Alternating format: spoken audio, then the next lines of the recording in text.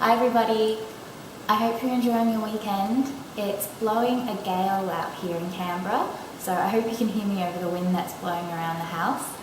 Thank you for returning to the Freelance Apprentice channel, and for those of you who are watching for the first time, welcome. I hope you enjoyed the first couple of videos that I've already uploaded. So this has been my first week of the Freelance Apprentice journey, and I'm happy to say that I made $100 this week. That was for teaching one ballet class and one contemporary class. The adult dance centre that I teach at needed relief for 2 classes this week, so it was fantastic to be able to earn just under a quarter of the weekly amount that I'm trying to make by the end of this 52-week journey. This first week of trying to be a freelancer was also my second week back at my full-time job. I have had difficulty adjusting being back at work full-time. I went from working the hours that I wanted on projects that I wanted to work on to being back in this full-time 38, 40-hour weekly schedule and working on projects that I do see the value and significance in, but I'm not convinced that the people who make decisions about the projects that I'm working on see the same value or the same significance in the work that I'm doing. So it's been a little bit difficult to adjust my perspective. That being said though, one of the projects that I'm working on relates to ethical conduct in research and evaluation, and that project was taken to an executive meeting which I had the privilege to attend. One of the executives there was quite pleased with the work. He had a look at it and said, "This is a good piece of work, it's a good product." So it's always good when you get that sort of feedback on something that you've been working on for months. I was quite pleased about that. So that helped brighten up my week at work. Apart from having difficulty adjusting to being back in a full-time work schedule, I've also been really tired. That stems from using my downtime to work on my freelance apprentice journey projects. Time is much more precious now. I spend about 9.5 to 10 hours a day commuting to work, being at work, and then commuting home. So my freelancer jobs and opportunities have been confined to the time that I spend commuting to work and commuting back, my lunch breaks, my evenings, and now my weekends. And it's still a fair bit of time, but it's still not enough. And because I'm using my downtime to work, I am much more drained. My energy levels are very, very low, which means that unfortunately I haven't been doing as much writing since returning to full-time work. Having less energy has meant that my dance teaching has been a little bit uninspired, and as a relief teacher that's not a good thing. If I'm going to continue getting work as a relief teacher, I need to maintain my standard. The other downside of having spread myself so thin is that I haven't been able to network, I haven't been able to make contacts. So there's been less opportunity to create opportunities for myself and to find work.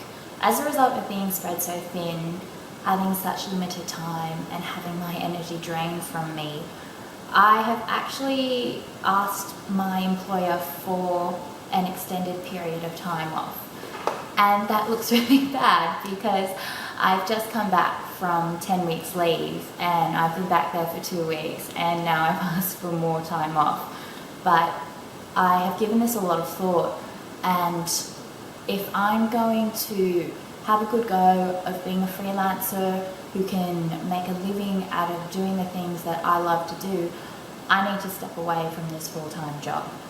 Hopefully everything goes to plan, and if it does, I will be finishing up at my full-time job at the beginning of December. I'll first start with leave at half pay, and that will take me through until the end of January. From then on, I'll be taking 12 months of unpaid leave, and that is where the fun will begin. What that means is that there is a little bit more pressure for me to meet that goal of earning $450 a week.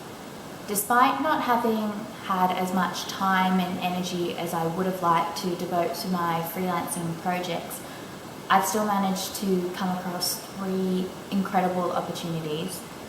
The first opportunity is that I'm going to start contributing to a new local up-and-coming Canberra magazine called Leiden Magazine, Leiden.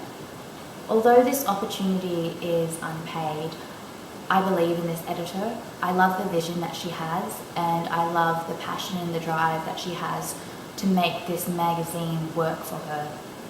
I'll be writing about the books that I read, and my first article will be coming out soon. I hope to share it with you, so keep an eye out for it on Instagram, freelance.apprentice.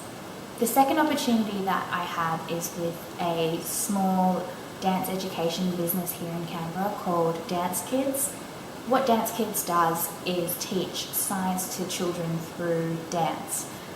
This is going to be a completely new opportunity for me because I never particularly excelled at science when I was in school, and I've never taught children before. So this is a completely new field for me. I won't just be teaching and dancing with children though. I'll also be helping the director with the business and social media PR side of things, which is going to be a great learning curve. I'm going to be able to pick up a lot of skills that I'm going to be able to use in other freelancing jobs. The third opportunity is one that I'm particularly excited about. It's a little bit last minute and it was just sprung on me a couple nights ago, but I've been invited to be a guest speaker at the launch of a new Canberra network called the Network of Possibility, and this is going to take place next Wednesday evening. The founder of the Network of Possibility is Kim Vella of Kim Vella Coaching, and the vision that she has for this network is to bring together people like myself who are changing careers or about to change careers or have just changed careers. She wants to bring us together so that we can exchange stories and make contact and support one another. What really made me say yes to speaking at this event though is that the launch is going to raise money for the Tara Costigan Foundation. What this foundation does is support victims of domestic violence abuse. And as a feminist, that is a cause that I can really get behind. That is something that I really believe in. So I'm really proud to be a part of this network, and I'm looking forward to doing more with them. So that's been my first week of trying to be a freelancer. It's been a bit tiring and not as productive as I would have liked, but I've managed to earn just under a quarter of my weekly target, and I have these 3 amazing opportunities to look forward to. If you've enjoyed watching these videos, if you like what I'm doing, like and comment on this video or any of the other videos that I've uploaded, and of course I would be stoked if you subscribe. Thanks again for watching. We'll see you next week.